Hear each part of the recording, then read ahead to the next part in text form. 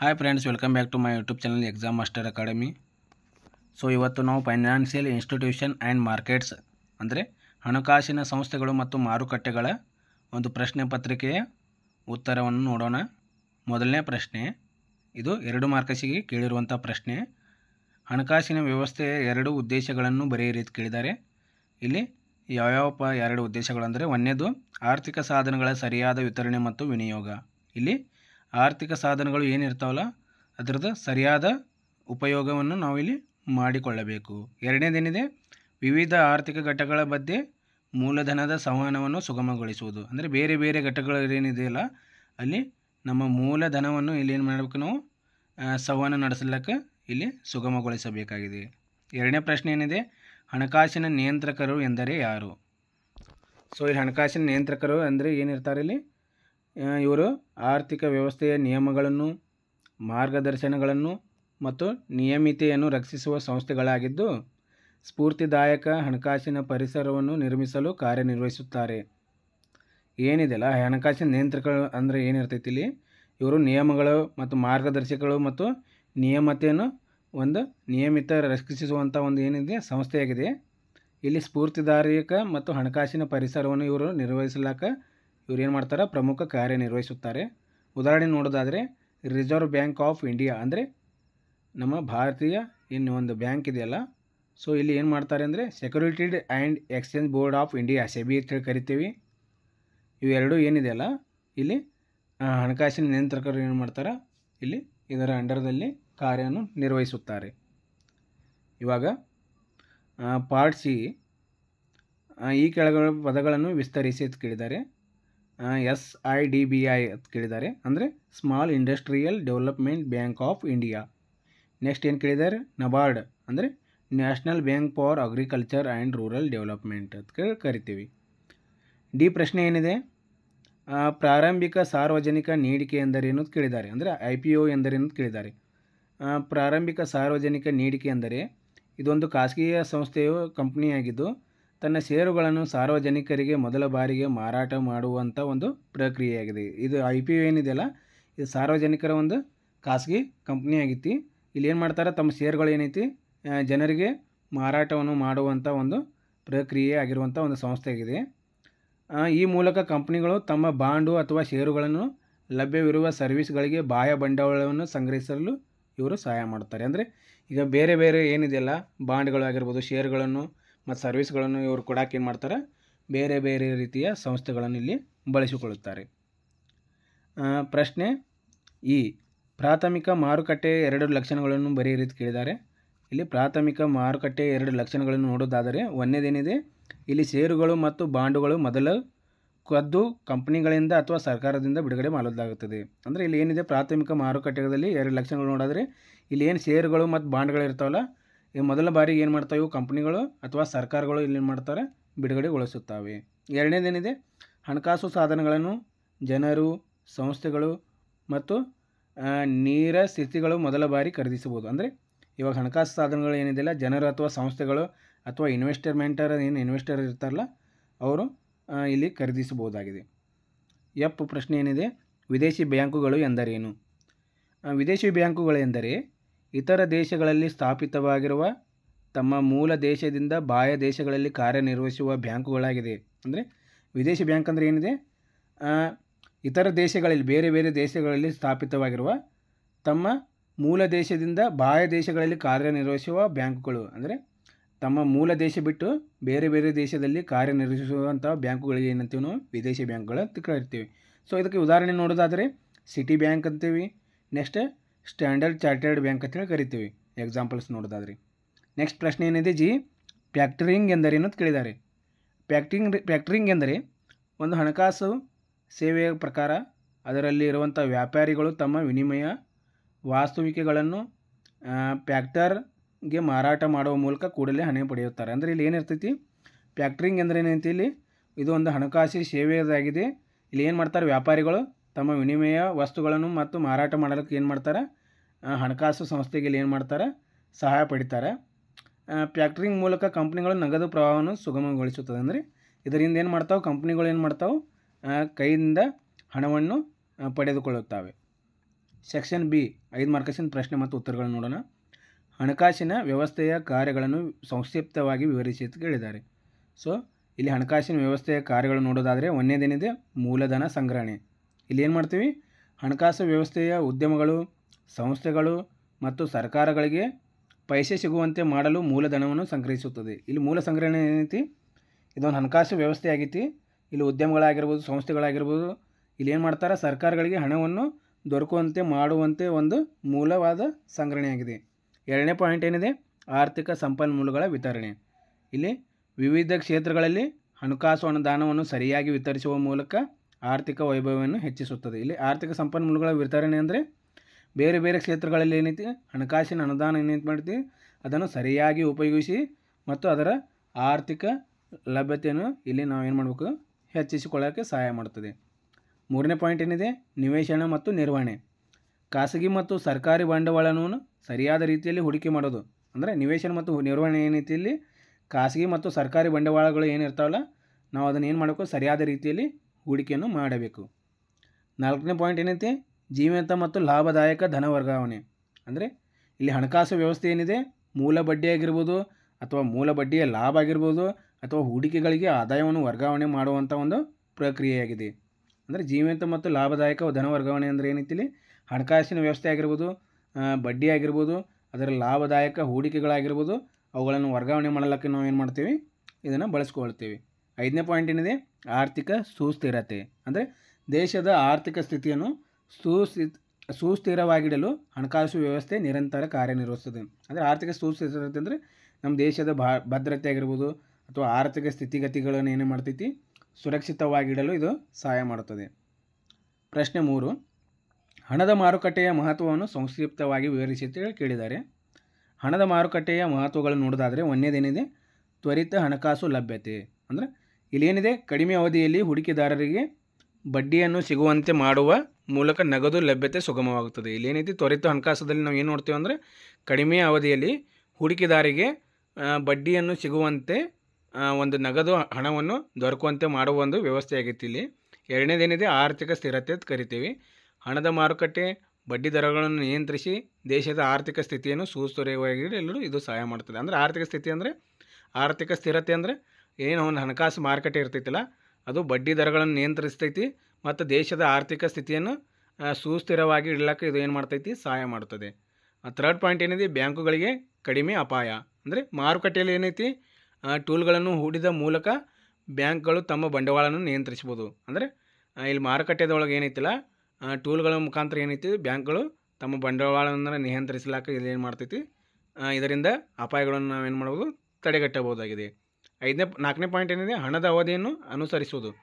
ಅಂದರೆ ಕ್ಷಿಪ್ರ ಹಣಕಾಸು ವ್ಯವಸ್ಥೆಯನ್ನು ಪ್ರಾರಂಭಿಸುವ ಮೂಲಕ ಸುತ್ತಮುತ್ತಲಿನ ನಗದು ಸಮಸ್ಯೆಗಳನ್ನು ತಲುಪಿಸಲು ಇದು ಸಹಾಯ ಮಾಡುತ್ತದೆ. ಅಂದರೆ ಇವಾಗ ಒಂದು ಹಣಕಾಸು ವ್ಯವಸ್ಥೆ ಏನಿರ್ತೈತಿ ಅದನ್ನು ನಾವು ಪ್ರಾರಂಭಿಸುವ ಮೂಲಕ ಸುತ್ತಮುತ್ತಲಲ್ಲಿರುವಂಥ ನಗದು ಸಮಸ್ಯೆಗಳನ್ನು ಇಲ್ಲಿ ತಲುಪಿಸಲಿಕ್ಕೆ ಏನು ಮಾಡ್ತೈತಿ, ಇದೊಂದು ಸಹಾಯಕಾರಿಯಾಗಿದೆ. ಐದನೇದೇನಿದೆ, ಹೂಡಿಕೆದಾರರಿಗೆ ಲಾಭ. ಅಂದರೆ ಹೂಡಿಕೆದಾರರಿಗೆ ತಮ್ಮ ಹೂಡಿಕೆಗಳಿಗೆ ತ್ವರಿತ ಲಾಭವನ್ನು ವರ್ಗಾಯಿಸಲು ಅಥವಾ ಹೂಡಿಕೆಗೆ ಸುಲಭ ಅವಕಾಶಗಳನ್ನು ಕಲ್ಪಿಸಲು ಇದು ಏನು ಮಾಡ್ತೈತಿ, ಸಹಾಯ ಮಾಡುತ್ತದೆ. ಇವಾಗ ಹಣಕಾಸು ಮಾರುಕಟ್ಟೆಯಲ್ಲಿ ಏನು ಮಾಡ್ತೈತಿ ಅಂದರೆ ಹೂಡಿಕೆದಾರರಿಗೆ ಲಾಭ ಆಗೋಕ್ಕೆ ಅಥವಾ ಅವರು ಹೂಡಿಕೆಗಳನ್ನು ಮಾಡಲು ಮತ್ತು ತ್ವರಿತ ಲಾಭವನ್ನು ಪಡೆಯಲು ಇದು ಏನು ಮಾಡ್ತೈತಿ, ಅವಕಾಶಗಳನ್ನು ಕಲ್ಪಿಸಿಕೊಡುತ್ತದೆ.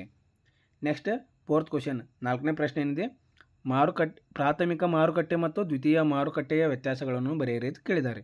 ಇಲ್ಲಿ ಪ್ರಾಥಮಿಕ ಮಾರುಕಟ್ಟೆಯನ್ನು ನೋಡೋದಾದರೆ ಒಂದನೇ ಪಾಯಿಂಟ್ ನೋಡೋದಾದರೆ ಕಂಪ್ನಿಗಳು ತಮ್ಮ ಶೇರ್ಗಳನ್ನು ಮೊದಲ ಬಾರಿಗೆ ಮಾರಾಟ ಮಾಡ್ತೈತಿ. ಇಲ್ಲಿ ಏನು ಪ್ರಾಥಮಿಕ ಮಾರುಕಟ್ಟೆ ಇರ್ತೈತಿಲ್ಲ, ಈ ಕಂಪ್ನಿಗಳು ಏನು ಮಾಡ್ತಾವೆ, ತಮ್ಮ ಶೇರ್ಗಳನ್ನು ಇಲ್ಲಿ ಮೊದಲ ಬಾರಿಗೆ ಮಾರಾಟ ಮಾಡ್ತೈತಿ.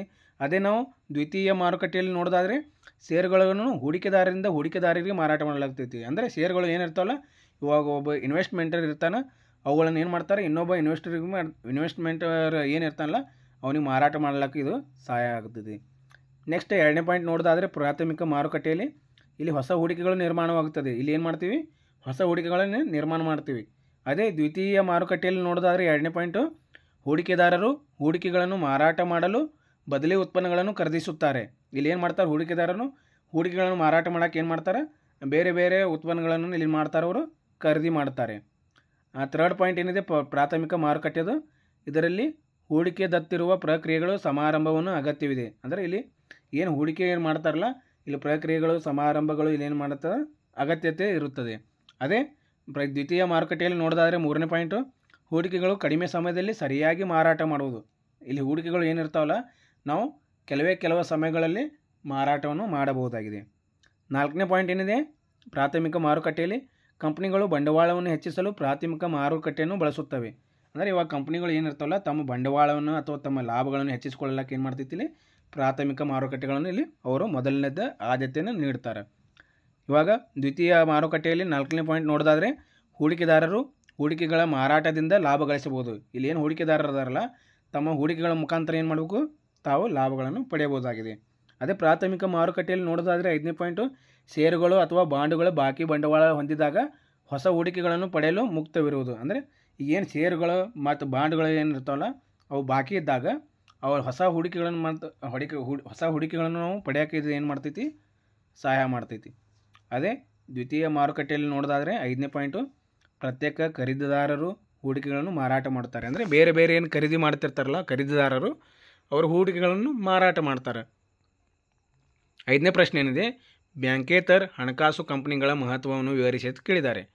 ಇಲ್ಲಿ ಬ್ಯಾಂಕೇತರ ಹಣಕಾಸು ಕಂಪನಿಗಳ ಮಹತ್ವ ನೋಡೋದಾದರೆ ಒಂದನೇದೇನಿದೆ, ಹಣಕಾಸು ಸೇವೆಗಳಿಗೆ ಪ್ರವೇಶ. ಇಲ್ಲಿ ಒಂದನೇದೇನಿದೆ, ಹಣಕಾಸು ಸೇವೆಗಳಿಗೆ ಪ್ರವೇಶ. ಬ್ಯಾಂಕೇತರ ಹಣಕಾಸು ಸಂಸ್ಥೆಗಳು ಹೆಚ್ಚಿನ ಹಣಕಾಸು ಸೇವೆಗಳ ಪ್ರವೇಶವನ್ನು ದೇಶಾದ್ಯಂತ ಹೊಂದಿದೆ. ಇವಾಗ ಇಲ್ಲಿ ಏನು ಹಣಕಾಸು ಸೇವೆಗಳ ಪ್ರವೇಶ ಏನಿದೆಯಲ್ಲ, ಇಲ್ಲಿ ಬ್ಯಾಂಕೇತರ ಹಣಕಾಸು ಸಂಸ್ಥೆಗಳು ಏನೈತಿ, ಹೆಚ್ಚಿನ ಸಂಖ್ಯೆಯಲ್ಲಿ ಏನೈತಿ, ವಿವಿಧ ರೀತಿಯಲ್ಲಿ ವಿವಿಧ ರಾಜ್ಯಗಳಲ್ಲಿ ತಮ್ಮ ಹಣಕಾಸಿನ ಸೇವೆಗಳನ್ನು ಪ್ರದೇಶಗಳನ್ನು ದೇಶಾದ್ಯಂತ ಏನು ಮಾಡಿದೆ, ಹೊಂದಿದೆ. ಎರಡನೇ ಪಾಯಿಂಟ್ ಏನಿದೆ, ಹೂಡಿಕೆ ಮತ್ತು ಬಡ್ಡಿ ಅವಕಾಶಗಳು. ಅಂದರೆ ಇವಾಗ ಹೂಡಿಕೆ ಮತ್ತು ಬಡ್ಡಿ ಅವಕಾಶಗಳಲ್ಲಿ ನೋಡೋದಾದರೆ NBPSಗಳು ಹೂಡಿಕೆದಾರರಿಗೆ ಬಡ್ಡಿ, ಬಂಡವಾಳ ಅಥವಾ ಬಾಕಿ ಹೂಡಿಕೆಗಳಿಗೆ ಹೆಚ್ಚಿನ ಅವಕಾಶಗಳನ್ನು ಇಲ್ಲಿ ಏನು ಮಾಡ್ತಾರೆ, ಕಲ್ಪಿಸುತ್ತವೆ. ಇವಾಗ NBPSಗಳು ಅಂತೇಳಿ ಏನು ಹೂಡಿಕೆದಾರಗಳು ಇರ್ತಾರಲ್ಲ, ಅಥವಾ ಬಂಡವಾಳ ಅಥವಾ ಬಾಕಿ ಹೂಡಿಕೆಗಳನ್ನು ಹೆಚ್ಚಿನ ಅವಕಾಶಗಳಲ್ಲಿ ಏನು ಮಾಡ್ತಾರೆ, ಇಲ್ಲಿ ಪಡೆಯೋಕ್ಕೆ ಸಹಾಯ ಮಾಡ್ತಾರೆ. ಥರ್ಡ್ ಪಾಯಿಂಟ್ ನೋಡೋದಾದರೆ ಮೂಲಭೂತ ಸೇವೆಗಳನ್ನು ಬೆಂಬಲಿಸುವುದು. ಅಂದರೆ NBPSಗಳು ಹೂಡಿಕೆಗಳನ್ನು ಗ್ರಾಮೀಣ ಪ್ರದೇಶಗಳಲ್ಲಿ ಒದಗಿಸಲು ಸಹಾಯ ಮಾಡ್ತದೆ. ಇವಾಗ NBFC ಹೂಡಿಕೆಗಳು ಏನಿದೆಯಲ್ಲ, ಷೇರುಗಳು ಏನಿದೆಯಲ್ಲ, ಗ್ರಾಮೀಣ ಪ್ರದೇಶಗಳಲ್ಲಿ ಒದಗಿಸಲು ಇದು ಏನು ಮಾಡ್ತೈತಿ, ಸಹಾಯ ಮಾಡುತ್ತದೆ. ನಾಲ್ಕನೇ ಪಾಯಿಂಟ್ ಏನಿದೆ, ಆರ್ಥಿಕ ವಿಸ್ತರಣೆಗೆ ಸಹಾಯ.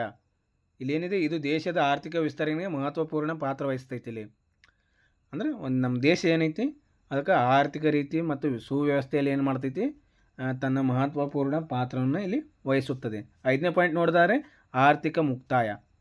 ಅಂದರೆ ಇಲ್ಲಿ ಬ್ಯಾಂಕೇತರ ಹಣಕಾಸು ಸಂಸ್ಥೆಗಳು ಹೂಡಿಕೆದಾರರಿಗೆ ಮುಕ್ತ ವ್ಯಾಪಾರದ ಆಧಾರವನ್ನು ಕಲ್ಪಿಸಬಹುದು. ಏನು ಬ್ಯಾಂಕ್ಗಳು ಹಣಕಾಸು ಸಂಸ್ಥೆಗಳು ಏನಿರ್ತಾವೆ, ಹೂಡಿಕೆದಾರರಿಗೆ ಏನಿರ್ತಾರಲ್ಲ ಅವರಿಗೆ ಮುಕ್ತ ವ್ಯಾಪಾರದ ಆಧಾರವನ್ನು ಇಲ್ಲಿ ಅವರು ಒದಗಿಸಬಹುದಾಗಿದೆ. ಆರನೇ ಪ್ರಶ್ನೆ ಏನಿದೆ, ಪ್ರಾದೇಶಿಕ ಗ್ರಾಮೀಣ ಬ್ಯಾಂಕ್ಗಳು ಕಾರ್ಯಗಳನ್ನು ಸಂಕ್ಷಿಪ್ತವಾಗಿ ವಿವರಿಸಿ ಕೇಳಿದ್ದಾರೆ. ಇಲ್ಲಿ ಪ್ರಾದೇಶಿಕ ಗ್ರಾಮೀಣ ಬ್ಯಾಂಕುಗಳ ಕಾರ್ಯಗಳು ನೋಡೋದಾದರೆ ಒಂದನೇದೇನಿದೆ, ಗ್ರಾಮೀಣ ಪ್ರದೇಶಗಳಲ್ಲಿ ಬ್ಯಾಂಕಿಂಗ್ ಸೇವೆಯನ್ನು ಒದಗಿಸುವುದು. ಇವಾಗ ಗ್ರಾಮೀಣ ಪ್ರದೇಶದಲ್ಲಿ ಏನಿದೆ, ಬ್ಯಾಂಕಿಂಗ್ ಸೇವೆಯನ್ನು ಒದಗಿಸೋದು.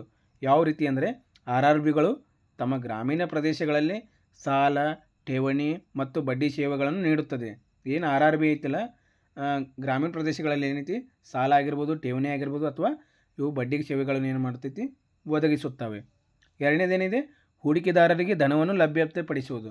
ಅಂದರೆ ಸ್ವಂತ ಉದ್ಯಮಗಳಾಗಿರ್ತಾವೆ ಪ್ರಾರಂಭಿಸಲು ಮತ್ತು ಕೃಷಿಯೇತರಿಗೆ ಧನವನ್ನು ಸಹಾಯ ಮಾಡಲು ಇದು ಏನು ಮಾಡ್ತಾರೆ, ಹೆಲ್ಪ್ ಮಾಡ್ತಾರೆ. ಅಂದರೆ ಹೂಡಿಕೆದಾರರಿಗೆ ಧನವನ್ನು ಲಭ್ಯಪಡಿಸೋದು ಅಂದರೆ ಇವಾಗ ಸ್ವಂತ ಉದ್ಯಮ ಮಾಡೋದಾಗಿರ್ಬೋದು, ಅಥವಾ ತಮ್ಮ ಕೃಷಿ ಚಟುವಟಿಕೆಯಲ್ಲಿ ಕಾರ್ಯವನ್ನು ಪ್ರಗತಿಯನ್ನು ಸಾಧಿಸಲು ಹಣದ ಅಥವಾ ಧನ ಸಹಾಯವನ್ನು ಮಾಡಬೇಕಾಗಿದೆ.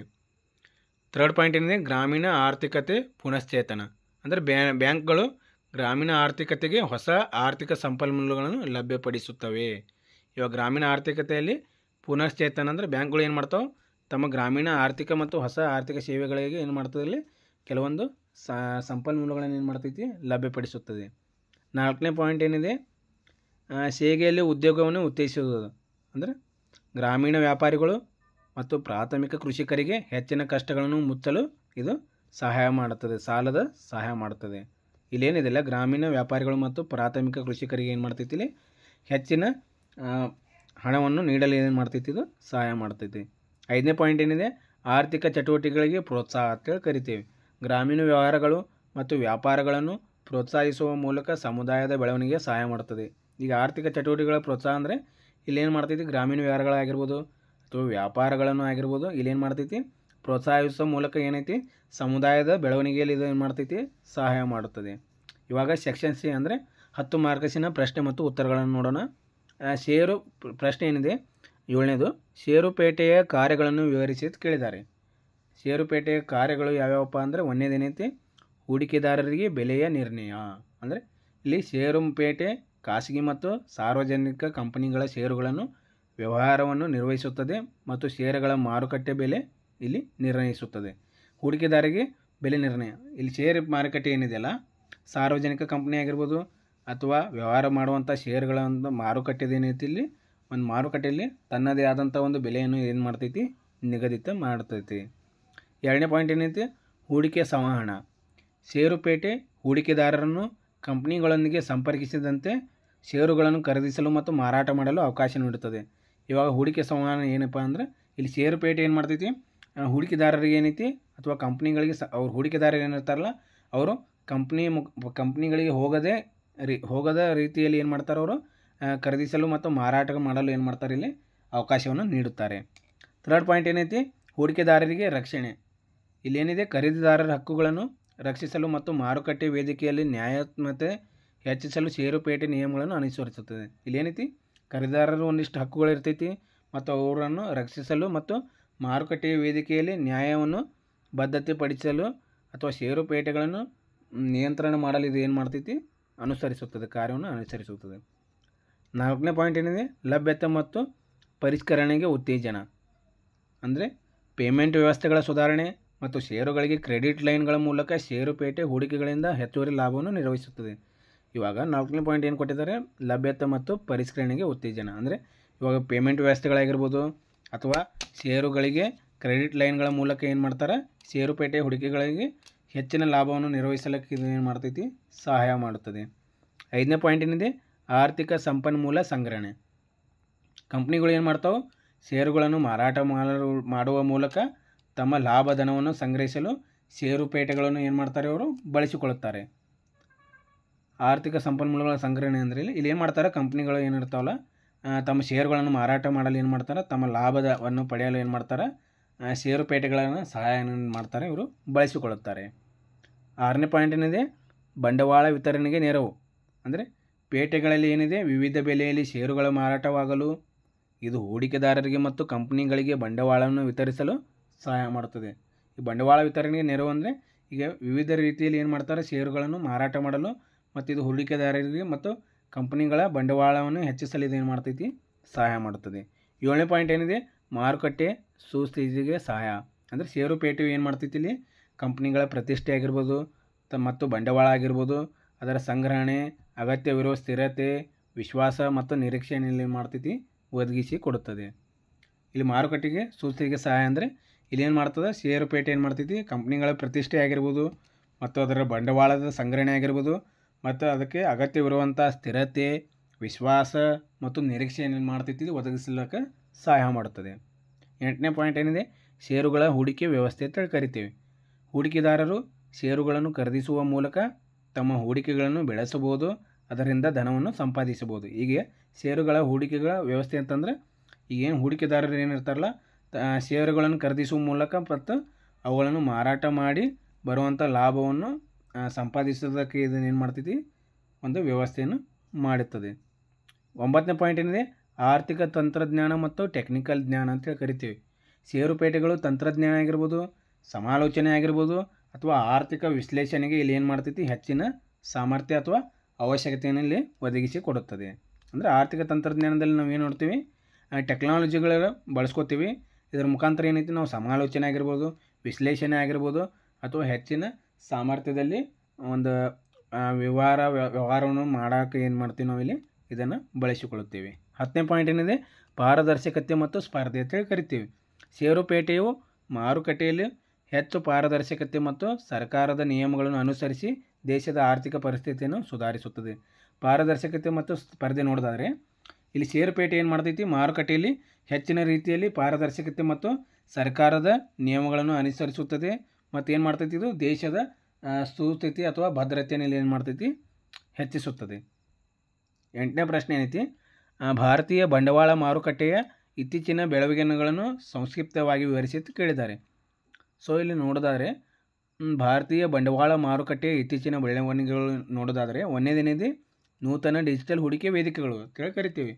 ಇಲ್ಲಿ ಏನು ಮಾಡ್ತಾರೆ, ಇತ್ತೀಚಿನ ವರ್ಷಗಳಲ್ಲಿ ಈ ನಿವೇಶನದ ವೇದಿಕೆಗಳ ಮೂಲಕ ಹೂಡಿಕೆದಾರರು ಸುಲಭವಾಗಿ ಷೇರುಗಳನ್ನು ಖರೀದಿಸಬಹುದಾಗಿದೆ ಮತ್ತು ಮಾರಾಟ ಮಾಡಬಹುದಾಗಿದೆ. ಇಲ್ಲಿ ಏನು ಮಾಡ್ತೀವಿ ನಾವು, ಒಂದನೇ ಪಾಯಿಂಟ್ ನೂತನ ಡಿಜಿಟಲ್ ಹೂಡಿಕೆ ವೇದಿಕೆಗಳು ಅಂತೇಳಿ ಏನು ನೋಡ್ತೀವಲ್ಲ, ಇಲ್ಲಿ ಏನು ಮಾಡ್ತಾರೆ, ಈ ನಿವೇಶನ ಆಗಿರ್ಬೋದು ಅಥವಾ ಹೂಡಿಕೆಗಾರರಿಗೆ ಸುಲಭವಾಗಿ ಷೇರುಗಳನ್ನು ಖರೀದಿಸಲು ಮತ್ತು ಮಾರಾಟ ಮಾಡಲು ಏನು ಮಾಡ್ತೈತಿ, ಸಹಾಯ ಮಾಡ್ತೈತಿ. ಎರಡನೇದೇನಿದೆ NSE ಮತ್ತು BSEನಲ್ಲಿ ಹೊಸ ಸೂಚಕಗಳು ಅಂತೇಳಿ ಕರಿತೀವಿ. ಅಂದರೆ ರಾಷ್ಟ್ರೀಯ ಷೇರು ವಿನಿಮಯ NSE ಅಂತೇಳಿ ಕರಿತೀವಿ ಮತ್ತು ಬಾಂಬೆ ಷೇರು ವಿನಿಮಯ BSE ಅಂತೇಳಿ ಕರಿತೀವಿ.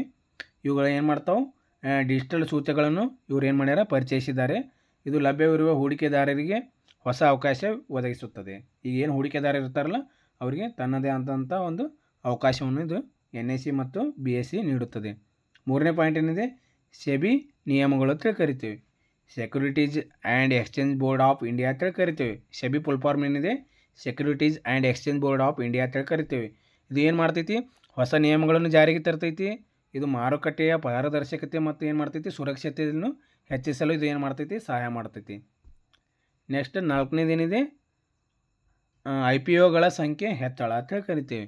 ಈ ಭಾರತದಲ್ಲಿ ಏನೈತಿ, ಹಲವಾರು ವಿವಿಧ ರೀತಿಯ IPOಗಳ ಮೂಲಕ ಆಗಿರ್ಬೋದು ಬಹುದೂರದ ಕಂಪನಿಗಳು ಬಂಡವಾಳವನ್ನು ಸಂಗ್ರಹಿಸಲು ಏನು ಮಾಡ್ತೈತಿ, ಇಲ್ಲಿ ಮಾರುಕಟ್ಟೆಗೆ ಬಂದಿದ್ದೀವಿ. ಅಂದರೆ IPOಗಳ ಸಂಗ್ರಹಣೆಯಲ್ಲಿ IPOಗಳ ಸಂಖ್ಯೆ ಹೆಚ್ಚಳ ಅಂದರೆ ಭಾರತೀಯಲ್ಲಿ ಹಲವಾರು ಏನಿದೆ ವಿವಿಧ ರೀತಿಯಲ್ಲಿ IPOಗಳಿದೆ. ಬೇರೆ ಬೇರೆ ವಿದೇಶ ಕಂಪ್ನಿಗಳೇನೈತಿ ಇನ್ವೆಸ್ಟ್ ಮಾಡೋಕ್ಕೆ ಇಲ್ಲಿ ಏನು ಮಾಡ್ತಾರೆ, ಬರೋಕ್ಕೆ ಏನು ಮಾಡ್ತಾರೆ, ಇಲ್ಲಿ ಮಾರುಕಟ್ಟೆಗೆ ಸಹಾಯವನ್ನು ಇದು IPO ಒದಗಿಸುತ್ತದೆ. ನೆಕ್ಸ್ಟ್ ಏನಿದೆ, ಐದನೇ ಪಾಯಿಂಟ್ FPI ಅಂದರೆ ಫಾರಿನ್ ಪೋರ್ಟ್ಫೋಲಿಯೋ ಇನ್ವೆಸ್ಟ್ಮೆಂಟ್ ಅಂತ ಕರಿತೀವಿ. ಇಲ್ಲೇನೈತಿ, ಭಾರತೀಯ ಮಾರುಕಟ್ಟೆಗಳಿಗೆ ವಿದೇಶಿ ಹೂಡಿಕೆದಾರರ ಪ್ರಮಾಣವು ಇತ್ತೀಚೆಗೆ ಹೆಚ್ಚಿದೆ. ನಮ್ದು ಏನು ಭಾರತದ ಮಾರುಕಟ್ಟೆ ಏನೈತಿಲ್ಲ, ವಿದೇಶಿ ಹೂಡಿಕೆದಾರರ ಏನು ಇದೆಯಲ್ಲ ಪ್ರಮಾಣ ಇವಾಗ ಜಾಸ್ತಿ ಆಗಿದೆ. ಇದು ಆರ್ಥಿಕ ಬೆಳವಣಿಗೆ ಸಹಾಯ ಮಾಡಲು ಮಾಡುತ್ತಿದೆ. ಅಂದರೆ ನಮ್ದು ಏನು ದೇಶ ಇದೆಲ್ಲ ಭಾರತ ದೇಶ ಇದೊಂದು ಡೆವಲಪ್ಮೆಂಟ್ ಆಗ್ಲಿಕ್ಕೆ ಏನು ಮಾಡ್ತೈತಿ, ಇದು ಸಹಾಯಕಾರಿಯಾಗಿದೆ. ನೆಕ್ಸ್ಟ್ ಆರನೇ ಪಾಯಿಂಟ್ ಏನಿದೆ, AMCS ಮತ್ತು ಮ್ಯೂಚುವಲ್ ಫಂಡ್ ಅಭಿವೃದ್ಧಿ ಅಂತ ಕರಿತೀವಿ. ಅಂದರೆ ಹೊಸ ಮ್ಯೂಚುವಲ್ ಫಂಡ್ಗಳು ಆಗಿರ್ಬೋದು, ಪ್ರಾಡಕ್ಟ್ಗಳಾಗಿರ್ಬೋದು ಅಥವಾ ಇತ್ತೀಚೆಗೆ ಹೂಡಿಕೆದಾರರಿಗೆ ಹೆಚ್ಚಿನ ಆಯ್ಕೆಗಳು ಮತ್ತು ಹೆಚ್ಚಿನ ಲಾಭ ರೀತಿಯ ಅವಕಾಶಗಳನ್ನು ಕಲ್ಪಿಸಲಾಕೆ ಏನು ಮಾಡೈತಿ, ಇದು ಸಹಾಯ ಮಾಡಿದೆ. ಇಲ್ಲಿ AMC ಮತ್ತು ಮ್ಯೂಚುವಲ್ ಫಂಡ್ ಏನೈತಿಲ್ಲ, ಹೊಸ ಮ್ಯೂಚುವಲ್ ಫಂಡ್ಗಳಾಗಿರ್ಬೋದು, ಪ್ರಾಡಕ್ಟ್ಗಳಾಗಿರ್ಬೋದು, ಹೂಡಿಕೆದಾರರಿಗೆ ಹೆಚ್ಚಿನ ಆಯ್ಕೆ ಮತ್ತು ಲಾಭಗಳನ್ನು ಮಾಡೋಕ್ಕೆ ಇದು ಏನು ಮಾಡಿದೆ, ಅವಕಾಶಗಳನ್ನು ಮಾಡಿ ಕೊಟ್ಟಿದೆ. ನೆಕ್ಸ್ಟ್ ಏಳನೇ ಪಾಯಿಂಟ್ ಏನಿದೆ, ESG ಅಂತ ಕರಿತೀವಿ. ಎನ್ವೈರನ್ಮೆಂಟಲ್ ಸೋಷಿಯಲ್ ಗವರ್ನೆನ್ಸ್ ಅಂತ ಕರಿತೀವಿ. ಇಲ್ಲಿ ಏನು ಮಾಡ್ತೈತಿ, ಇದು ಪರಿಸರ ಆಗಿರ್ಬೋದು, ಸಾಮಾಜಿಕ ಆಗಿರ್ಬೋದು ಮತ್ತು ಆಡಳಿತದ ನಿಯಮಗಳ ಮೂಲಕ ಹೂಡಿಕೆಗಳನ್ನು ಮಾಡ್ತೈತಿ. ಹೂಡಿಕೆದಾರರು ಸಮಾಜಕ್ಕೆ ಇದು ಏನು ಮಾಡ್ತೈತಿ, ಉತ್ತೇಜನ ನೀಡುತ್ತದೆ. ಇವಾಗ ESG ಏನಿದೆಯಲ್ಲ, ಇಲ್ಲಿ ಪರಿಸರ, ಸಾಮಾಜಿಕ ಮತ್ತು ಆಡಳಿತದ ನಿಯಮಗಳ ಮೂಲಕ ಏನು ಮಾಡ್ತೈತಿ, ಇದು ಹೂಡಿಕೆಗಳಿಗೆ ಅಥವಾ ಹೂಡಿಕೆದಾರರಿಗೆ ಇದು ಹೆಚ್ಚಿನ ರೀತಿಯಲ್ಲಿ ಸಹಾಯ ಮಾಡುತ್ತದೆ. ನೆಕ್ಸ್ಟ್ ಏನಿದೆ, ಎಂಟನೇ ಪಾಯಿಂಟ್ GST ಜಾರಿಗೆ ನಂತರ ಷೇರು ಮಾರುಕಟ್ಟೆ ವೃದ್ಧಿ ಅಂತೇಳಿ ಕರಿತೀವಿ. ಅಂದರೆ ಹೊಸ ತೆರಿಗೆ ವ್ಯವಸ್ಥೆ ಅಂತೇಳಿ ಕರಿತೀವಿ. ಗೂಡ್ಸ್ ಆ್ಯಂಡ್ ಸರ್ವಿಸ್ ಟ್ಯಾಕ್ಸ್ ಅಂತೇಳಿ ಕರಿತೀವಿ. ಇದು ಏನು ಮಾಡ್ತೈತಿ, ಮಾರುಕಟ್ಟೆಯಲ್ಲಿ ಹೆಚ್ಚಿನ ರೀತಿಯ ವಿನಿಮಯ ದರಗಳು ಏನು ಮಾಡ್ತೈತಿ, ಇದು ಹೆಚ್ಚಿನ ರೀತಿಯಲ್ಲಿ ಮಾಡುತ್ತದೆ. ಅಂದ್ರೆ GST ಏನು ಮಾಡ್ತೈತಿ, ಮಾರುಕಟ್ಟೆಗಳಲ್ಲಿ ಏನೇನು ಮಾಡ್ತದೆ, ತನ್ನದೇ ಆದಂಥ ವೃದ್ಧಿ ಮತ್ತು ತನ್ನದೇ ಆದಂಥ ವಿನಿಮಯಗಳು ಮತ್ತು ತನ್ನದೇ ಆದ ದರಗಳನ್ನು ಏನು ಮಾಡ್ತೈತಿ, ಇದು ನಿಗದಿಪಡಿಸುತ್ತದೆ. ಒಂಬತ್ತನೇದು ಏನಿದೆ, ಫಿನ್ಟೆಕ್ ಕ್ಷೇತ್ರದಲ್ಲಿ ಬಂಡವಾಳ ಹೂಡಿಕೆಗಳು ಅಂತ ಕರಿತೀವಿ. ತಂತ್ರಜ್ಞಾನ ಬಳಸಿ ಹೂಡಿಕೆ ವ್ಯವಸ್ಥೆಗಳ ಅಭಿವೃದ್ಧಿಯಾಗಿರ್ಬೋದು, ಇವುಗಳು ಏನು ಮಾಡ್ತೈತಿ, ಫಿನ್ಟೆಕ್ ಕಂಪ್ನಿಗಳು ಹೆಚ್ಚಿನ ಬಂಡವಾಳವನ್ನು ಹೂಡಿಕೆ ಮಾಡಲು ಏನು ಮಾಡ್ತೈತಿ, ಸಹಾಯವನ್ನು ಒದಗಿಸುತ್ತದೆ ಅಥವಾ ಉತ್ತೇಜಿಸುತ್ತದೆ. ಫಿನ್ಟೆಕ್ ಕ್ಷೇತ್ರದಲ್ಲಿ ಬಂಡವಾಳ ಹೂಡಿಕೆಗಳು ಏನೈತಿಲ್ಲ, ವಿವಿಧ ರೀತಿಯ ತಂತ್ರಜ್ಞಾನಗಳನ್ನು ಬಳಸಿಕೊಂಡು ಏನು ಮಾಡ್ತದೆ, ಫಿನ್ಟೆಕ್ ಕಂಪ್ನಿ ಏನೈತಿ ಹೆಚ್ಚಿನ ರೀತಿಯಲ್ಲಿ ಬಂಡವಾಳಗಳ ಹೂಡಿಕೆಯನ್ನು ಮಾಡಲು ಇದು ಏನು ಮಾಡ್ತೈತಿ, ಪ್ರೇರೇಪಣೆ ನೀಡುತ್ತದೆ. 10ನೇ ಪಾಯಿಂಟ್ ಏನಿದೆ, ಯುವ ಹೂಡಿಕೆದಾರರ ಪ್ರಾಮುಖ್ಯತೆ ಅಂತ ಕರಿತೀವಿ. ಇತ್ತೀಚಿನ ಭಾರತದಲ್ಲಿ ಯುವ ಹೂಡಿಕೆದಾರರ ವಯೋಮಿತಿ ಏನಿದೆ 25ರಿಂದ 35 ವರ್ಷ ಹೂಡಿಕೆ ಮಾಡಲು ಹೆಚ್ಚು ಆಸಕ್ತರಾಗಿದ್ದಾರೆ. ಇವಾಗ ಒಂದು ಏನು ಹೂಡಿಕೆದಾರರು ಏನೈತಿಲ್ಲ ಭಾರತದಲ್ಲಿ ವಯಸ್ಸು ಏನಿದೆಯಲ್ಲ 25ರಿಂದ 35 ವರ್ಷದವರ ಯುವಕರು ಏನು ಮಾಡ್ತಾರೆ, ಇಲ್ಲಿ ಮಾರುಕಟ್ಟೆಯಲ್ಲಿ ಹೂಡಿಕೆ ಮಾಡಲು ಇವರು ಏನು ಮಾಡ್ತಾರೆ, ಹೆಚ್ಚಿನ ಆಸಕ್ತಿಯನ್ನು ತೋರಿಸ್ತಾರೆ ಅಂತ ಹೇಳಿದ್ದಾರೆ. ಇದರಿಂದ ಏನು ಮಾಡ್ತೈತಿ, ಮಾರುಕಟ್ಟೆಯಲ್ಲಿ ಬೆಳವಣಿಗೆ ಮಾಡಲು ಇದು ಸಹಾಯಕಾರಿಯಾಗಿದೆ. ಪ್ರಶ್ನೆ 9 ಏನಿದೆ, ಸೆಬಿಯ ಉದ್ದೇಶಗಳು ಮತ್ತು ಕಾರ್ಯಗಳನ್ನು ವಿವರಿಸಿ ಅಂತ ಕೇಳಿದ್ದಾರೆ. ಸೆಬಿ ಅಂದರೆ ಏನೈತಿ? ಇದು ಸೆಬಿ ಫುಲ್ ಫಾರ್ಮ್ ಏನೈತಿ? Securities and exchange board of India ಅಂತೇಳಿ ಕರಿತೀವಿ. ಇದರ ಉದ್ದೇಶಗಳು ಮತ್ತು ಕಾರ್ಯಗಳನ್ನು ನೋಡೋದಾದರೆ ಒಂದನೇದು ಏನಿದೆ? ಮಾರುಕಟ್ಟೆ ಸ್ಥಿರತೆ ಮತ್ತು ವಿಶ್ವಾಸ ನಿರ್ಮಾಣ. ಇದೇನು ಮಾಡ್ತದೆ? ಸೆಬಿ ಏನು ಮಾಡ್ತೈತಿ? ಸರ್ಕಾರಿ ನಿಯಮಗಳನ್ನು ರೂಪಿಸ್ತೈತಿ. ಷೇರು ಮಾರುಕಟ್ಟೆಗೆ ತನ್ನದೇ ಆದಂಥ ಸ್ಪಷ್ಟತೆ, ತನ್ನದೇ ಆದಂಥ ವಿಶ್ವಾಸವನ್ನು ಇಲ್ಲಿ ಏನು ಮಾಡ್ತೈತಿ? ಇದು ಖಚಿತಪಡಿಸುತ್ತದೆ. ಎರಡನೇ ಪಾಯಿಂಟ್ ಏನಿದೆ? ಹಣಕಾಸು ವ್ಯವಸ್ಥೆಗೆ ನಿಯಮಿತತೆ. ಅಂದರೆ ಸೆಬಿ ಏನು ಮಾಡ್ತೈತಿ? ಕಂಪ್ನಿಗಳ ಮತ್ತು ಹೂಡಿಕೆದಾರರ ಮಧ್ಯೆ ವ್ಯವಹಾರಗಳನ್ನು ನಿಯಂತ್ರಿಸಿ ಮತ್ತು ಅವರ ಹಕ್ಕುಗಳನ್ನು ರಕ್ಷಿಸಲು ಏನು ಮಾಡ್ತೈತಿ? ಇದು ಕಾರ್ಯನಿರ್ವಹಿಸುತ್ತದೆ. ಎರಡನೇ ಪಾಯಿಂಟ್ ಏನೈತಿ? ಹಣಕಾಸು ವ್ಯವಸ್ಥೆಗಳ ನಿಯಮಿತತೆ. ಅಂದರೆ ಸೆಬಿ ಕಂಪ್ನಿ ಏನು ಮಾಡ್ತೈತಿ? ಹೂಡಿಕೆದಾರರಾಗಿರ್ಬೋದು ಅಥವಾ ಮಾರಾಟಗಾರರನ್ನು ವ್ಯವಹಾರವನ್ನು ಮಾಡಿಸಲು ಏನು ಮಾಡ್ತೈತಿ? ತಮ್ಮ ಹಕ್ಕುಗಳನ್ನು ರಕ್ಷಿಸಲು ಇದು ಏನು ಮಾಡ್ತೈತಿ? ಕಾರ್ಯನಿರ್ವಹಿಸುತ್ತದೆ. ಮೂರನೇ ಪಾಯಿಂಟ್ ಏನೈತಿ? ಹೂಡಿಕೆದಾರರ ರಕ್ಷಣೆ. ಅಂದರೆ ಸೆಬಿ ಏನು ಮಾಡ್ತೈತಿ? ಹೂಡಿಕೆದಾರರ ಹಕ್ಕುಗಳನ್ನು ರಕ್ಷಿಸಲು ದುರಂತ ಅಥವಾ ಪ್ರಥಮ ಅಥವಾ ದ್ವಿತೀಯ ವ್ಯವಸ್ಥೆಗಳ ಮೇಲೆ ನಿಯಮಗಳನ್ನು ಇದು ಏನು ಮಾಡ್ತೈತಿ? ಜಾರಿ ಮಾಡುತ್ತದೆ. ಈ ಸೆಬಿ ಏನು ಮಾಡ್ತೈತಿ? ಇಲ್ಲಿ ಹೂಡಿಕೆದಾರರ ಹಕ್ಕುಗಳನ್ನು ರಕ್ಷಿಸಲು ಏನು ಮಾಡ್ತೈತಿ? ಪ್ರಥಮ ಆಗಿರ್ಬೋದು ಅಥವಾ ದ್ವಿತೀಯ ವ್ಯವಸ್ಥೆಗಳ ಮೇಲೆ ಏನು ಮಾಡ್ತೈತಿ? ತನ್ನದೇ ಆದಂಥ ಒಂದು ನಿಯಮವನ್ನು ಜಾರಿ ಮಾಡುತ್ತದೆ. ನಾಲ್ಕನೇ ಪಾಯಿಂಟ್ ಏನಿದೆ? ನಿಷ್ಠಾ ನಿಯಮಗಳು ಅಂತೇಳಿ ಕರಿತೀವಿ. ಅಂದರೆ ಮಾರುಕಟ್ಟೆಗಳಲ್ಲಿ ದುರುಪಯೋಗವನ್ನು ತಡೆಯಲು ಏನು ಮಾಡ್ತೈತಿ? ಇದು ಸೆಬಿ ನಿಷ್ಠಾ ನಿಯಮಗಳನ್ನು ರೂಪಿಸುತ್ತದೆ. ಐದನೇದು ಏನೈತಿ? IPO ನಿಯಮಗಳು ಅಂತೇಳಿ ಕರಿತೀವಿ. IPOಗಳ ಮೂಲಕ ಕಂಪನಿಗಳ ಬಂಡವಾಳದ ಸಂಗ್ರಹಣೆ ಆಗಿರುವುದು ತನ್ನದೇ ಆದಂಥ ಮಾರ್ಗದರ್ಶಕಗಳನ್ನು ಇದು ಏನು ಮಾಡ್ತೈತಿ? ನೀಡಲು ಸಹಾಯ ಮಾಡುತ್ತದೆ. ಆರನೇ ಪಾಯಿಂಟ್ ಏನಿದೆ? ಹೂಡಿಕೆದಾರರ ಸುರಕ್ಷತೆ. ಇಲ್ಲಿ ಸೆಬಿ ಏನು ಮಾಡ್ತೈತಿ? ಹೂಡಿಕೆದಾರರ ಸುರಕ್ಷತೆ. ಸೆಬಿ ಏನು ಮಾಡ್ತೈತಿ? ಇಲ್ಲಿ ಎಚ್ಚರಿಕೆಯಿಂದ ಏನು ಮಾಡ್ತೈತಿ? ಇಲ್ಲಿ ಹೂಡಿಕೆದಾರರ ಮೇಲಿನ ದಣಿವಿನಿಂದ ಕಾಪಾಡುವಂಥ ಒಂದು ಕೆಲಸ ಮಾಡ್ತೈತಿ. ಹೂಡಿಕೆದಾರ ಸುರಕ್ಷತೆ. ಸೆಬಿ ಏನು ಮಾಡ್ತೈತಿ? ಎಚ್ಚರಿಕೆಯಿಂದ ಏನು ಮಾಡ್ತದೆ? ತನ್ನ ಹೂಡಿಕೆದಾರರನ್ನು ಇಲ್ಲಿ ಸಂರಕ್ಷಿಸುತ್ತದೆ ಅಥವಾ ರಕ್ಷಣೆ ಮಾಡುತ್ತದೆ. ಏಳನೇ ಪಾಯಿಂಟ್ ಏನಿದೆ? ಪಾರದರ್ಶಕತೆ. ಅಂದರೆ ಸೆಬಿ ಹೂಡಿಕೆ ಏನು ಮಾಡ್ತೈತಿ? ಇಲ್ಲಿ ವಹಿವಾಟುಗಳಾಗಿರ್ಬೋದು, ಪಾರದರ್ಶಕತೆ ಆಗಿರ್ಬೋದು ಅಥವಾ ಹೆಚ್ಚಿನ ರೀತಿಯಲ್ಲಿ ಏನು ಮಾಡ್ತೈತಿ? ಹೂಡಿಕೆದಾರರಿಗೆ ಸರಿಯಾದ ರೀತಿಯಲ್ಲಿ ಸಹಾಯ ಮಾಡುತ್ತದೆ. ಎಂಟನೇ ಪಾಯಿಂಟ್ ಏನಿದೆ? ಮಾರುಕಟ್ಟೆ ಉಪಯೋಗವು ಅಂತೇಳಿ ಕರಿತೀವಿ. ಮಾರುಕಟ್ಟೆ ಉಪಯೋಗ ಅಂತೇಳಿ ಕರಿತೀವಿ. ಇಲ್ಲಿ ಸೆಬಿ ಏನು ಮಾಡ್ತೈತಿ? ಸರಿಯಾದ ಮಾರುಕಟ್ಟೆಯನ್ನು ಉಪಯೋಗಿಸುತ್ತದೆ ಮತ್ತು ಅದನ್ನು ನಿಯಂತ್ರಿಸುತ್ತದೆ ಮತ್ತು ಮಾರುಕಟ್ಟೆಯಲ್ಲಿ ಏನು ಮಾಡ್ತೈತಿ? ತನ್ನದೇ ಆದಂಥ ವ್ಯವಸ್ಥೆಯನ್ನು ಇದು ಜಾರಿ ಮಾಡುತ್ತದೆ. ಒಂಬತ್ತನೇದೇನಿದೆ? ನಿಯಮ ಪಾಲನೆ. ಸೆಬಿ ಕಂಪ್ನಿಗಳು ಏನು ಮಾಡ್ತಾವೆ? ತಮ್ಮ ಹೂಡಿಕೆದಾರರು ಸರಿಯಾದ ನಿಯಮಗಳನ್ನು ಪಾಲಿಸಬೇಕೆಂದು ಏನು ಮಾಡ್ತಾರೆ? ಇವರು ತಿಳಿಸಿಕೊಡುತ್ತಾರೆ. ಹತ್ತನೇದೇನಿದೆ? ಹೂಡಿಕೆದಾರರ ಶಿಕ್ಷಣ. ಸೆಬಿ ಏನು ಮಾಡ್ತೈತಿ? ಹೂಡಿಕೆದಾರರಿಗೆ ಹೂಡಿಕೆ ಮಾಡುವ ವಿಧಾನಗಳು ಮತ್ತು ತನ್ನದೇ ಆದಂಥ ಚೈತನ್ಯವನ್ನು ಅಥವಾ ನಾವೀನ್ಯ ಹೂಡಿಕೆ ಪಥಗಳನ್ನು ಏನು ಮಾಡ್ತೈತಿ? ಇದು ಪರಿಚಯಿಸುತ್ತದೆ. ಹೂಡಿಕೆದಾರರ ಶಿಕ್ಷಣ ಅಂದರೆ ಸೆಬಿ ಏನು ಮಾಡ್ತೈತಿ? ಹೂಡಿಕೆದಾರರಿಗೆ ಹೂಡಿಕೆ ಮಾಡುವ ಮತ್ತು ಅದರ ವಿಧಾನಗಳನ್ನು ಪರಿಚಯಿಸುವ ಮೂಲಕ ಇದೇನು ಮಾಡ್ತೈತಿ? ಸಹಾಯ ಮಾಡುತ್ತದೆ. ಹತ್ತನೇ ಪ್ರಶ್ನೆ ಏನಿದೆ? ಬ್ಯಾಂಕಿಂಗ್ನ ಪಾತ್ರ ಮತ್ತು ಬ್ಯಾಂಕಿಂಗ್ನ ಪಾತ್ರ ಮತ್ತು ಕಾರ್ಯಗಳನ್ನು ವಿವರಿಸಿ ಅಂತೇಳಿ ಕೇಳಿದ್ದಾರೆ. ಸೊ ಇಲ್ಲಿ ನಾವು ನೋಡಿದಾದರೆ ಬ್ಯಾಂಕಿಂಗ್ ಮತ್ತು ಪಾತ್ರ ಮತ್ತು ಕಾರ್ಯಗಳು ಏನೇನು ಬರ್ತಾವಪ್ಪ ಅಂದರೆ ಒಂದನೇದೇನಿದೆ? ಹಣಕಾಸು ಸೇವೆಗಳನ್ನು ಒದಗಿಸುವುದು. ಬ್ಯಾಂಕಿಂಗ್ ವ್ಯವಸ್ಥೆ ಖಾತೆಗಳ ಸೇವೆ, ಸಾಲ ಸೇವೆ ಮತ್ತು ಪಾವತಿಗೆ ಸಂಬಂಧಿಸಿದ ವಿವಿಧ ಸೇವೆಗಳನ್ನು ಇದೇನು ಮಾಡ್ತೈತಿ? ಒದಗಿಸಿಕೊಡುತ್ತದೆ. ಎರಡನೇ ಪಾಯಿಂಟ್ ಏನಿದೆ? ಪಾವತಿ ವ್ಯವಸ್ಥೆ ಅಂತ ಕರಿತೀವಿ. ಬ್ಯಾಂಕಿಂಗ್ ವ್ಯವಸ್ಥೆಯ ಮೂಲಕ ದೇಶಾದ್ಯಂತ ಪಾವತಿ ಸೇವೆಗಳು ಜಾರಿಗೆ ಬರುತ್ತದೆ. ಖಾತೆಯ ಮೂಲಕ ಹಣವನ್ನು ನಾವು ಇಲ್ಲಿ ಏನು ಮಾಡೋದು? ವರ್ಗಾಯಿಸಲಿಕ್ಕೆ ಸುಲಭವಾಗಿರುತ್ತದೆ. ಮೂರನೇ ಪಾಯಿಂಟ್ ಏನಿದೆ? ಬ್ಯಾಂಕ್ ಠೇವಣಿ ಮತ್ತು ಸಾಲ ಸೇವೆಗಳು. ಬ್ಯಾಂಕ್ಗಳು ಗ್ರಾಹಕರ ಠೇವಣಿಗಳನ್ನು ಸ್ವೀಕರಿಸಿ ಬ್ಯಾಂಕ್ ಸಾಲಗಳನ್ನು ಇಲ್ಲಿ ಕೊಡುತ್ತದೆ. ಅಂದರೆ ಬ್ಯಾಂಕ್ಗಳು ಏನು ಮಾಡ್ತದೆ? ಗ್ರಾಹಕರ ಠೇವಣಿಯನ್ನು ಸ್ವೀಕರಣೆ ಮಾಡ್ತೈತಿ ಮತ್ತು ಏನು ಮಾಡ್ತೈತಿ? ತನ್ನ ಬ್ಯಾಂಕಿನಲ್ಲಿ ಸಾಲವನ್ನು ಒದಗಿಸಿಕೊಡುತ್ತದೆ. ನಾಲ್ಕನೇ ಪಾಯಿಂಟ್ ಏನಿದೆ? ಆರ್ಥಿಕ ಚಟುವಟಿಕೆಗಳಿಗೆ ನೆರವು. ಬ್ಯಾಂಕ್ಗಳು ದೇಶದ ಆರ್ಥಿಕ ಚಟುವಟಿಕೆಯನ್ನು ಉತ್ತೇಜಿಸಲು ಮೂಲಧನ ನೀಡುತ್ತದೆ. ಆರ್ಥಿಕ ಚಟುವಟಿಕೆ ನೆರವು ಅಂದರೆ ಬ್ಯಾಂಕ್ಗಳು ಏನು ಮಾಡ್ತೈತಿ? ದೇಶದ ಆರ್ಥಿಕ ಮತ್ತು ಸುವ್ಯವಸ್ಥೆಯನ್ನು ಕಾಪಾಡೋಕ್ಕೆ ಏನು ಮಾಡ್ತೈತಿ? ಇದು ಮೂಲಧನವನ್ನು ನೀಡುತ್ತದೆ. ಐದನೇ ಪಾಯಿಂಟ್ ಏನಿದೆ? ಸಾಮಾನ್ಯ ಜನರಿಗೆ ಹಣಕಾಸು ಸೇವೆಗಳನ್ನು ತಲುಪಿಸುವುದು. ಅಂದರೆ ಬ್ಯಾಂಕ್ಗಳು ಏನು ಮಾಡ್ತೈತಿ? ಹೂಡಿಕೆ ಅಥವಾ ಸಾಲ ಸೇವೆಗಳ ಮೂಲಕ ಜನರ ಆರ್ಥಿಕ ಸಮೃದ್ಧಿ ಅಥವಾ ಅವರ ಬದುಕನ್ನು ಉತ್ತೇಜಿಸಲು ಏನು ಮಾಡ್ತೈತಿ? ಇದು ಸಹಾಯ ಮಾಡುತ್ತದೆ. ಆರನೇ ಪಾಯಿಂಟ್ ಏನಿದೆ? ಹಣಕಾಸು ಸ್ಥಿರತೆ. ಬ್ಯಾಂಕುಗಳು ದೇಶದ ಆರ್ಥಿಕ ಪರಿಸ್ಥಿತಿಯನ್ನು ಸುಸ್ಥಿರಗೊಳಿಸುವುದರಲ್ಲಿ ಪ್ರಮುಖ ಪಾತ್ರ ವಹಿಸುತ್ತದೆ. ಹಣಕಾಸು ಸ್ಥಿರತೆ ಅಂದರೆ ಏನೈತಿ? ಬ್ಯಾಂಕ್ಗಳು ಏನು ಮಾಡ್ತೈತಿ? ದೇಶದ ಆರ್ಥಿಕ ಪರಿಸ್ಥಿತಿಯನ್ನು ಸುಸ್ಥಿರ ಅಥವಾ ಪ್ರಾಮುಖ್ಯತೆಯನ್ನು ಒದಗಿಸಲು ಇದು ಏನು ಮಾಡ್ತೈತಿ? ಸಹಾಯ ಮಾಡ್ತದೆ.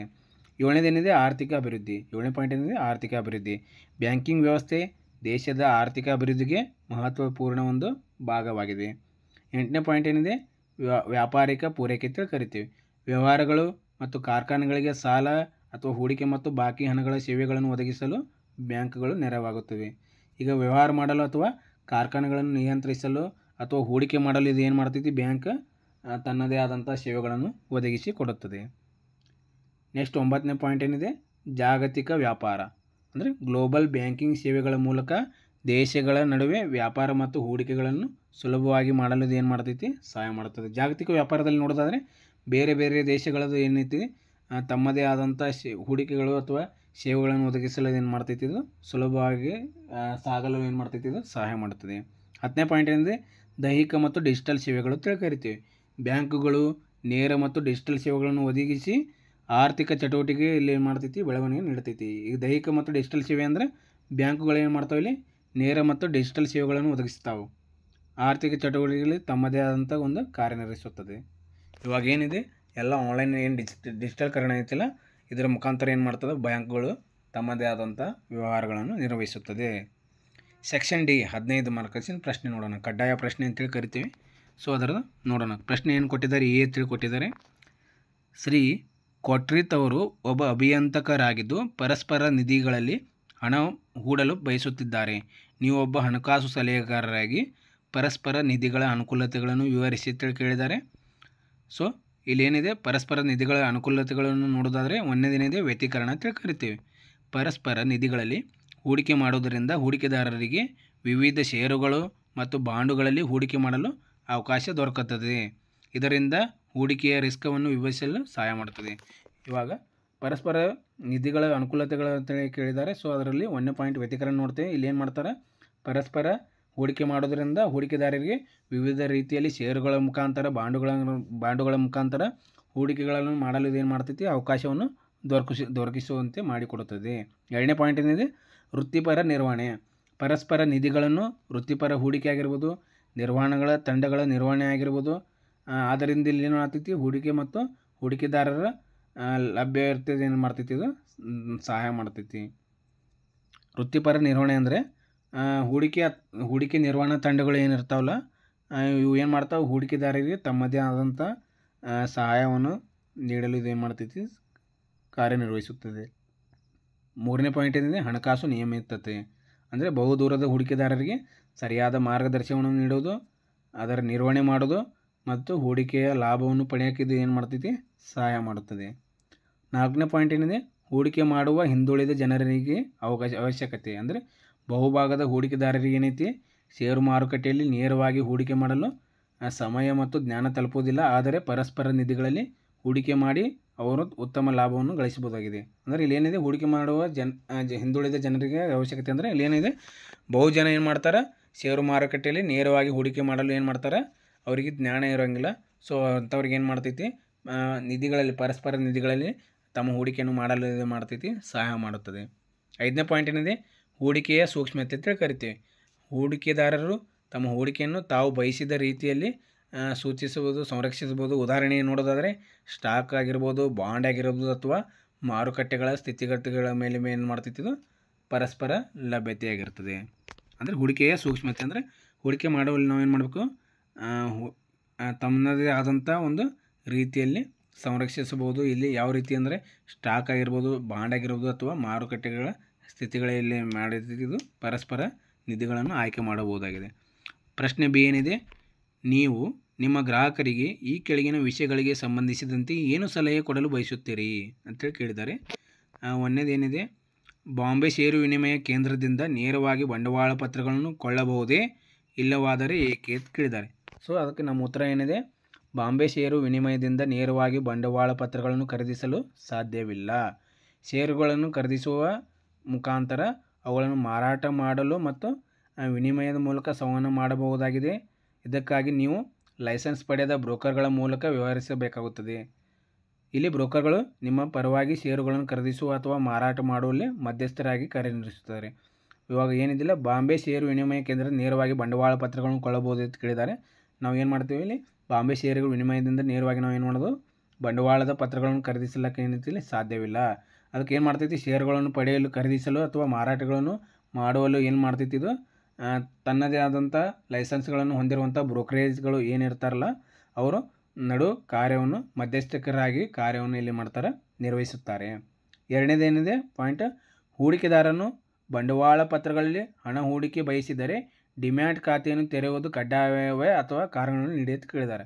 ಹೌದು, ಬಂಡವಾಳ ಪತ್ರಗಳಲ್ಲಿ ಹಣ ಹೂಡಿಕೆ ಮಾಡುವುದಕ್ಕೆ ಡಿಮ್ಯಾಟ್ ಖಾತೆಯನ್ನು ತೆರೆಯುವುದು ಕಡ್ಡಾಯವಾಗಿದೆ. ಇದಕ್ಕೆ ಕಾರಣಗಳು ನೋಡೋದಾದರೆ ಒಂದನೇದೇನಿದೆ, ಡಿಜಿಟಲ್ ಅವಶ್ಯಕತೆ. ಅಂದರೆ ಬಂಡವಾಳ ಪತ್ರಗಳು ಈಗ ಡಿಜಿಟಲ್ ರೂಪದಲ್ಲಿ ಇರುತ್ತದೆ ಮತ್ತು ಷೇರುಗಳು, ಬಾಂಡುಗಳು ಇತ್ಯಾದಿಗಳು ಏನು ಮಾಡ್ತೈತಿ, ಡಿಮ್ಯಾಟ್ ಅಕೌಂಟ್ನಲ್ಲಿ ಏನು ಮಾಡ್ತೈತಿ, ಇದು ಉಳಿಯುತ್ತವೆ. ಎರಡನೇದೇನಿದೆ, ನಿರ್ದೇಶನ ಮತ್ತು ಸುರಕ್ಷತೆ. ಡಿಮ್ಯಾಟ್ ಖಾತೆಗಳು ಏನು ಮಾಡ್ತೈತಿ, ಹೂಡಿಕೆದಾರರಿಗೆ ತಮ್ಮ ಹೂಡಿಕೆಗಳನ್ನು ಸುಲಭವಾಗಿ ಟ್ರ್ಯಾಕ್ ಮಾಡೋದು ಮತ್ತು ಹೊಂದಿಕೆ ಮಾಡೋದು ಮತ್ತು ಸುರಕ್ಷಿತವಾಗಿ ಇಡೋಕೆ ಏನು ಮಾಡ್ತೈತಿ, ಸಹಾಯ ಮಾಡ್ತೈತಿ. ಮೂರನೇ ಪಾಯಿಂಟ್ ಏನಿದೆ, ವೈಶಿಷ್ಟ್ಯ ಮತ್ತು ಸಮರ್ಥತೆ. ಇಲ್ಲಿ ಏನು ಮಾಡ್ತಾರೆ, ಡಿಮ್ಯಾಟ್ ಖಾತೆ ಏನು ಮಾಡ್ತೈತಿ, ಹೂಡಿಕೆದಾರರಿಗೆ ಹೂಡಿಕೆಗಳನ್ನು ಸುಲಭವಾಗಿ ಖರೀದಿಸಲು ಮತ್ತು ಮಾರಾಟ ಮಾಡಲು ವರ್ಗಾಯಿಸುವಂಥ ಒಂದು ಕೆಲಸವನ್ನು ಇದೇನು ಮಾಡ್ತೈತಿ, ನಿರ್ವಹಿಸುತ್ತದೆ. ಸೊ ನಿಮಗೆ ವಿಡಿಯೋ ಇಷ್ಟವಾದರೆ ಲೈಕ್ ಮಾಡಿ, ಸಬ್ಸ್ಕ್ರೈಬ್ ಮಾಡಿ, ಶೇರ್ ಮಾಡಿ, ಹಾಗೆ ಕಮೆಂಟ್ ಮಾಡಿ. ಧನ್ಯವಾದಗಳು.